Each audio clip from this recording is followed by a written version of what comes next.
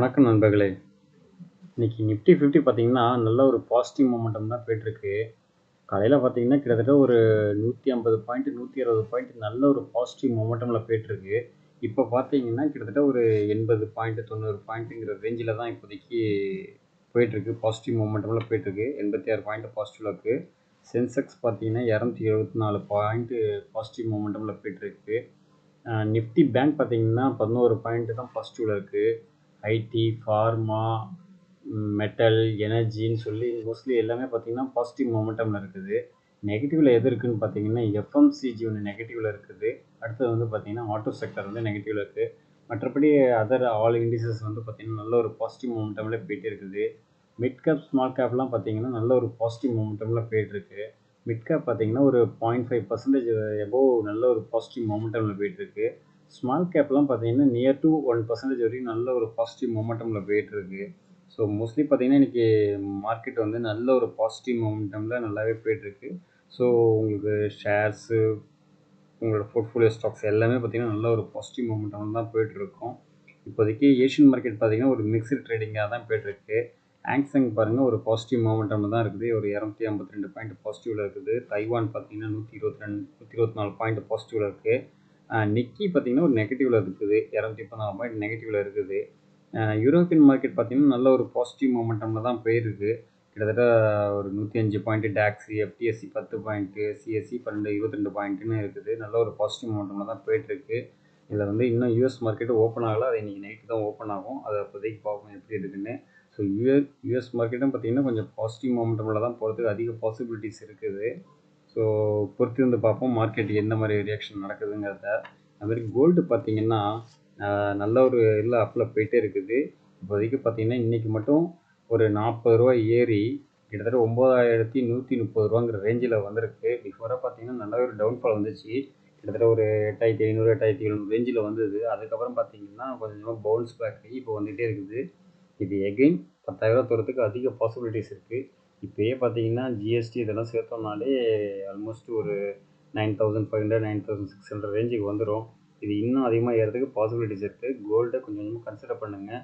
ஒன்று ஃபிசிக்கலாகவோ இல்லை டிஜிட்டலாகவோ கோல்டு பீஸாக கூட வாங்கி வச்சிங்க. ஃப்யூச்சருக்கு இது நல்லாவே தான் இருக்கும். அதுமாரி சில்வர் பார்த்தீங்கன்னா இப்போதைக்கு 104 ரூபா ரேஞ்சில் போய்ட்டுருக்கு. அதுவும் பவுன்ஸ் பேக் ஆகி கொஞ்சம் கொஞ்சமாக ஏற ஆரம்பிச்சிட்ருக்கு. மோஸ்ட்லி பார்த்தீங்கன்னா நல்ல ஒரு பாசிட்டிவ் மொமெண்டமில் தான் போயிட்டுருக்கு. கோல்டும் சரி சில்வரும் சரி லாஸ்ட் ஒரு 1 வீக்காகவே நல்ல ஒரு பாசிட்டிவ் மொமெண்டமில் ஏறிக்கிட்டே இருக்குது.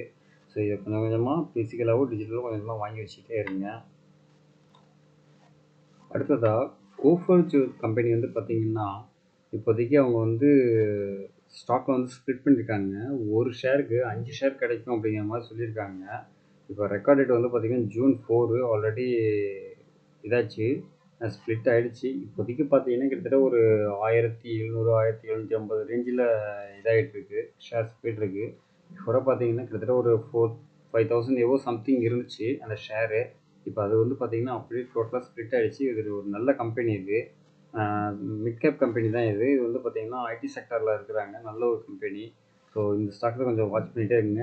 இதுலேருந்து ஃபர்தராக இறங்கிறதுக்கு அதிக பாசிபிலிட்டிஸ் இருக்குது. ஏன்னா ஸ்டாக்கு ஸ்ப்ளிட் பண்ணதுக்கப்புறம் ஒரு 2-3 நாள் ஏறும். அதுக்கப்புறம் பார்த்திங்கன்னா கொஞ்சமாக இறங்க ஆரம்பிக்கும். இறங்குனதுன்னா கம்பெனியோட பர்ஃபார்மன்ஸ் எப்படி இருக்குன்னு பார்த்துட்டு இதை கொஞ்சம் கொஞ்சமாக அக்குமுலேட் பண்ணுறதுக்கு ட்ரை பண்ணுங்கள். அடுத்தது ஆர்இசி வந்து பார்த்திங்கன்னா கிட்டத்தட்ட ஒரு 1.55 லேக்ஸ், அதாவது 1,85,000 கோடி வந்து பார்த்திங்கன்னா என்சிடி பாண்டாக ப்ரைவேட் கொடுக்கறதுக்கு பிளான் பண்ணியிருக்காங்க. இது வந்து ப்ரைவேட் பிளேஸ்மெண்ட் பேசிக்ஸில் கொடுக்கலாம் அப்படிங்கிற மாதிரி ஒரு இது போய்ட்டுருக்கு. ஸோ இது மூலயமா அவங்க வந்து ஃபண்டு வந்து திரட்ட போகிறாங்க. அந்த வர ஃபண்டை வச்சு அவங்க வந்து மற்றவங்களுக்கு யாரெல்லாம் லோன் கேட்குறாங்களோ அவங்களுக்கு வந்து கொடுக்கறதுக்காக அவங்க பிளான் பண்ணியிருக்காங்க. இது வந்து ஆர்இசிக்கு வந்து ஒரு நல்ல ஒரு பாசிட்டிவ் நியூஸாக இருக்குது. அடுத்தது வந்து பார்த்திங்கன்னா ஃபோர்ஸ் மோட்டார் வந்து பார்த்திங்கன்னா டொமஸ்டிக் சேல்ஸ் வந்து பார்த்திங்கன்னா கிட்டத்தட்ட ஒரு 24.5% வந்து உயர்ந்திருக்கு அப்படிங்கிற மாதிரி சொல்லியிருக்காங்க. டோட்டல் சேல்ஸ் வந்து பார்த்திங்கன்னா 19.4% வரைக்கும் நல்லாவே உயர்ந்திருக்கு அப்படிங்கிற மாதிரி சொல்லியிருக்காங்க. இதில் எக்ஸ்போர்ட் வந்து பார்த்திங்கன்னா கிட்டத்தட்ட ஒரு 52.2% வந்து டோட்டலாக டவுன் ஆயிடுச்சு அப்படிங்கிற மாதிரி சொல்லியிருக்காங்க. எக்ஸ்போர்ட் வந்து டவுன் ஆயிருக்கு, பட் டொமஸ்டிக் சேல்ஸ் நல்லாவே இன்க்ரீஸ் ஆகிருக்கு அப்படிங்கிற மாதிரி சொல்லியிருக்காங்க. இது எல்லாமே பார்த்திங்கன்னா மே மந்தோட டேட்டா இது. அடுத்து பவர் கிரிட் வந்து பார்த்திங்கன்னா எம்இஎல் அப்படிங்கிற ஒரு கம்பெனியை வந்து பவர் டிரான்ஸ்மிஷன் கம்பெனி வந்து அக்விசிஷன் பண்ணுறாங்க. கிட்டத்தட்ட ஒரு 8,5 கோடி ரூபாய்க்கு கொஞ்சம் வாங்கி கொஞ்சம் வச்சுருக்காங்க. இது வந்து பார்த்தீங்கன்னா பவர் கிரிட்டுக்கு நல்ல ஒரு பாசிட்டிவ் நியூஸாக இருக்குது. அடுத்தது நியூஜென் சாஃப்ட்வேர் வந்து பார்த்தீங்கன்னா ஒரு 2.5 மில்லியன் உள்ள இதுக்கு வந்து ஆர்டர் வந்து கிடச்சிருக்கு அவங்களுக்கு, சப்ளை ஆர்டர் வந்து கிடச்சிருக்கு. இது வந்து இன்டர்நேஷ்னல் கிளைண்ட்டுக்கு பண்ண போகிறோம் அப்படிங்கிற மாதிரி சொல்லியிருக்காங்க. பட் யார் இந்த இன்டர்நேஷ்னல் கிளைண்ட்டுங்கிறத அவங்க இன்ஃபர்மேஷன் எதுவுமே கொடுக்கல. ஸோ அது வந்து ஒரு இது இருக்குது. அடுத்தது வந்து பார்த்திங்கன்னா கிளாண்ட் ஃபார்மாவுக்கு வந்து பார்த்திங்கன்னா ஒரு நெகட்டிவ் நியூஸாக இருக்குது. ஃப்ரான்ஸில் உள்ள மெடிக்கல் ரெகுலேட்டர் வந்து பார்த்திங்கன்னா கிட்டத்தட்ட ஒரு 11 அப்சர்வேஷன் வந்து பார்த்திங்கன்னா கண்டுபிடிச்சிருக்காங்க அவங்களோட மேனுஃபேக்சரிங் ஃபெசிலிட்டியில். பட்டு இது வந்து ஒரு நல்ல ஒரு பாசிட்டிவ் நியூஸாக இருக்குன்னு பார்த்தா அது இல்லை. ஏன்னா கொஞ்சம் நெகட்டிவ் எல்லாம் அதில் இருக்குது. அப்சர்வேஷன் கண்டுபிடிச்சி வச்சுருக்காங்க. இதனால் பார்த்திங்கன்னா ஷேர்ஸ் கொஞ்சம் அப் அண்ட் டவுன் இது வரதுக்கு பாசிபிலிட்டிஸ் இருக்குது. ஸோ பொறுத்து இருந்து பார்ப்போம். அடுத்தது சன்சிரா இன்ஜினியரிங் வந்து பார்த்திங்கன்னா கிட்டத்தட்ட ஒரு 160 கோடிக்கு உள்ள ஆர்டர் வந்து கிடச்சிருக்கு அவங்களுக்கு. இது யார்கிட்டேருந்து பார்த்தீங்கன்னா ஏர்பஸ் டிஃபென்ஸ்லேருந்து கிடச்சிருக்கு. இது வந்து பார்த்திங்கன்னா சன்சிரா இன்ஜினியரிங்க்கு நல்ல ஒரு பாசிட்டிவ் நியூஸாக இருக்குது. ஸோ இதான் இன்றைக்கி சின்ன அப்டேட் உங்களுக்கு கொடுத்துருக்கேன்.